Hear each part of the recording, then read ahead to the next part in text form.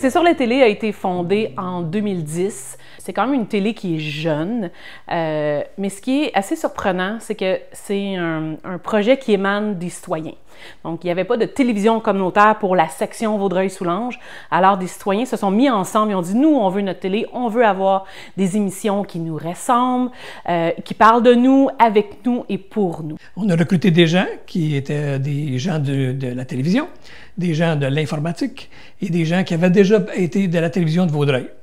Et finalement, bien, Chantal Bédard a entendu parler aussi de ça. Elle travaillait à Montréal. On a eu une rencontre, puis Chantal s'est joint à l'équipe. Puis on a fondé le comité aviseur qui a fondé la coopérative. Et on voulait être un modèle de solidarité. On ne voulait pas juste être une télé communautaire, on voulait être impliqué dans la communauté. Les actions qu'on était pour faire, d'implication communautaire, bien, on les filme. Ça devient des épisodes, ça devient des émissions. Et non, pas juste s'impliquer pour s'impliquer. Le 20 avril dernier, le Conseil du bassin versant de la région de Vaudreuil-Soulanges conviait la population à sa 7e édition de l'incontournable descente en kayak de la rivière Baudette. L'équipe de C'est sur la télé était de la partie avec rame et caméra. C'est bon. C'est sur la télé, on a un petit noyau de 3 employés permanents. Donc, c'est quand même une très petite équipe. La direction générale et 2 réalisateurs qui font un peu de tout, c'est-à-dire le montage, les tournages, caméraman et tout en lien avec les équipements. Mais à travers ça se greffent des étudiants l'été, des stagiaires tout au long de l'année, des bénévoles qui viennent aussi participer à nos projets. On peut facilement avoir une 40aine de bénévoles qui vont se joindre à nos projets tout au long de l'année, mais c'est 3 permanents qui sont là, qui tiennent le fort le reste de l'année. Moi, j'étais allé en cinéma, en fait.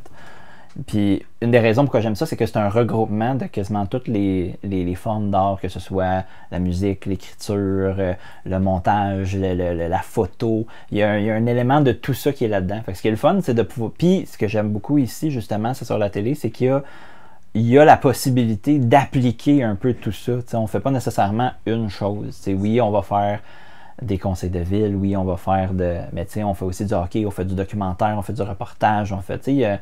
Il y a une multiplicité qui est ici et qui permet de faire ça. Je suis arrivée assez sur la télé parce que je me cherchais un travail dans mon domaine, la télévision. J'ai commencé par toucher beaucoup la caméra, donc tout l'équipement qui entoure la caméra, le son, comment monter un petit studio extérieur. Puis après ça, on m'a plus formée au niveau du montage avec la suite Adobe Premiere Pro. Puis ça me tentait vraiment d'être à quelque part qui allait prendre le temps de m'apprendre c'est quoi la télévision, comment ça fonctionne, donc elle allait être formateur pour moi. Tu sais, la télévision communautaire, c'est un bon refuge pour ceux qui veulent démarrer, que ce soit en télévision ou en cinéma. Quand tu vas là, tu deviens le bénévole à qui on confie une mission de produire soit une émission pour la télé ou parfois, ben OK, est-ce que je peux vous emprunter les équipements pour me faire mon propre projet? Le festival Première Prise est une activité unique en son genre où des étudiants de l'école secondaire de la Cité des Jeunes écrivent et réalisent un court-métrage dans le but de le présenter au gala de clôture. Aujourd'hui, on est une pépinière. Il y a un paquet de monde qui travaille maintenant à Radio-Canada, qui ont parti de leur propre compagnie, qui travaillent à Télé-Québec. C'est sur la télé, on est chanceux parce que notre studio est dans un musée qui rend hommage à Félix Leclerc. Et vous voyez le petit escalier qui monte juste derrière moi, ben c'est le chemin pour aller dans l'antre de C'est sur la télé, notre quartier général. Donc on est vraiment au cœur de la maison. Je dirais que c'est une opportunité incroyable, un privilège que nous avons de pouvoir travailler en étant ici dans la maison de Félix Leclerc. La plupart, je dirais 95% de nos productions sont faites à l'extérieur, dans la région de Vaudreuil-Soulanges. Le territoire est immense, on parle de 800 km², on parle de 23 municipalités qu'on couvre. C'est immense. La meilleure façon de découvrir une rivière, c'est de la toucher, de la découvrir et de naviguer sur ce plan d'eau. Je pense que c'est une activité qui est vraiment importante parce que ça amène justement à voir à quel point elles sont importantes. Malgré le fait qu'on passe à côté régulièrement, la rivière Baudette, on y pense pas trop. Les émissions ou l'émission la plus populaire ou la plus importante, c'est les nouvelles en bref. Les nouvelles en bref, ce sont une série de reportages qu'on fait à chaque semaine. Ce sont des petits reportages sur tout ce qui se passe dans notre région. On parle de 2-3 minutes. Oui, sur la version télévision câblée, on va ramener ça à des 15 minutes ou des 30 minutes, mais la version individuelle de ces reportages-là, ça fait une mosaïque incroyable.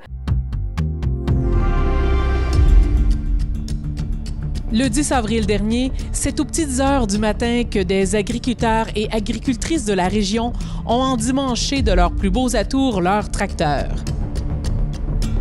Un immense défilé s'est donné rendez-vous à Sainte-Lette pour ensuite emprunter le boulevard de la Cité des Jeunes jusqu'au stationnement du Walmart à Vaudreuil. Un amalgame de tout ce qui se passe dans la région, c'est extrêmement coloré. On va parler de politique, d'environnement, de culture, d'organismes, des artistes ou du simple monde qui ont quelque chose à raconter. On va tendre le micro.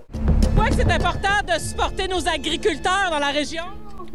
Parce que sans nous, vous n'auriez pas la nourriture. En tout cas, il fait peut-être froid, mais les gens y ont chaud. Est-ce que Vincent Bastien, il danse? Vincent Bastien, il danse. On y va? Ces émissions-là, c'est celles qu'on est le plus fiers. On va rajouter un univers sonore. On va mettre énormément d'images à l'intérieur. On veut que chaque reportage d'information soit plus que de l'information, mais une histoire.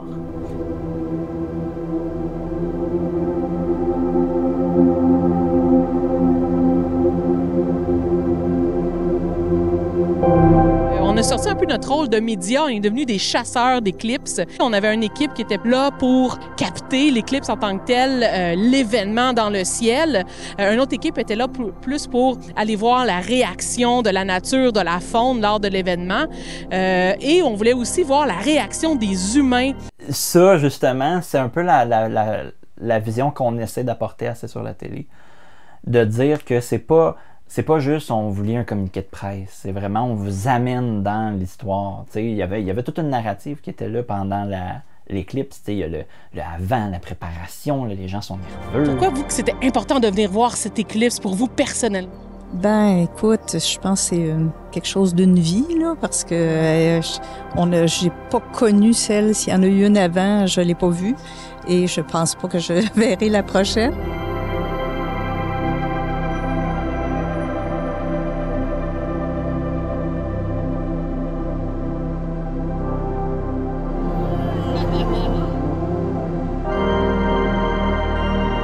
Un moment historique, incroyable. J'aimerais avoir votre première émotion à froid. Yahoo!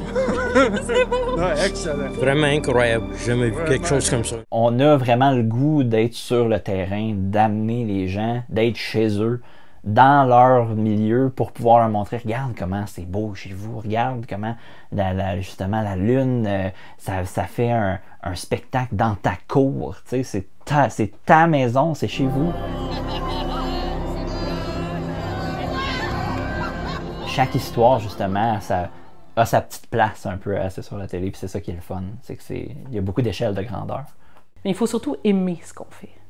Puis on sent vraiment qu'on peut faire la différence. Quand on crée un reportage pour une association, puis qu'on va sur place, puis qu'on voit ensuite l'impact, puis les gens, puis la discussion qui est suscitée autour du sujet qu'on va traiter, on peut faire la différence directement dans notre territoire. Ça, c'est une belle récompense. On fait une série qui s'appelle Les Croix de chemin. Donc, c'est quoi une croix de chemin? La plupart des gens, même des gens plus vieux, là, c'est quoi? C'est des morceaux de bois qu'il y a sur le coin des rues dans le fond de la campagne? OK, peut-être qu'ils ont raison, peut-être qu'ils ont tort, mais on se rend compte que finalement, ben, c'est pas si religieux que ça, une croix de chemin, que c'est tous des citoyens qui les ont installés pour une raison quelconque. Mais ce qu'on a fait pour intéresser les jeunes, c'est que c'est eux qui ont produit la capsule.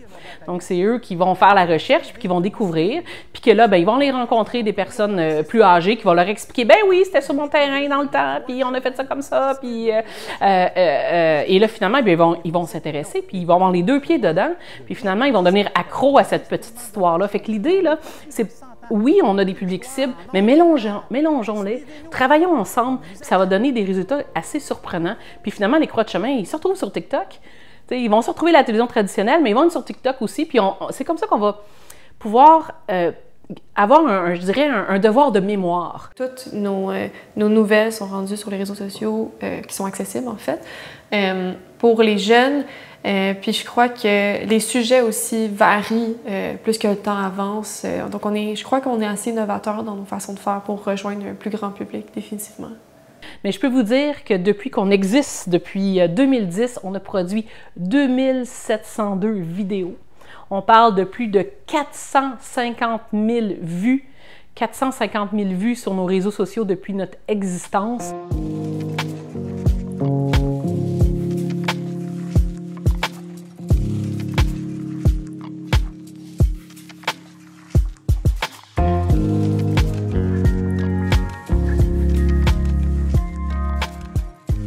Être directrice générale, il faut faire preuve de vraiment beaucoup d'imagination.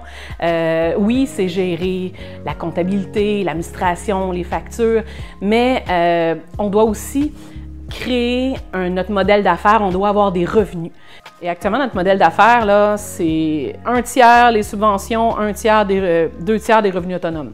Puis les revenus autonomes, on parle de commandites, la publicité du gouvernement et les contrats corporatifs qu'on fait en parallèle.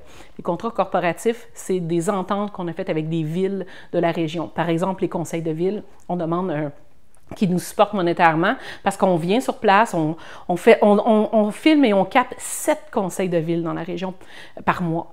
Donc, tout a des jours différents. Des fois, on peut en avoir 3 dans une même soirée. On a investi dans des équipements portatifs où est-ce qu'on peut se déployer. Dans d'1 heure, on est installé, on est prêt à capter, diffuser en direct. Donc, sur nos plateformes, et c'est un clé en main. Et en tant que directrice, je dois m'assurer de ce bon fonctionnement-là. En plus, je dois aussi gérer les employés, les étudiants, les bénévoles, les stages et aussi gérer la production, les émissions de télé, les tournages, le journaliste. Je suis aussi chef de l'information parce que je suis journaliste de formation. Donc, je dois m'assurer que l'information est crédible selon les règles de l'art. Et je dois aussi, parfois, laver les planchers, sortir les vidanges, faire le café et tout ce que ça implique.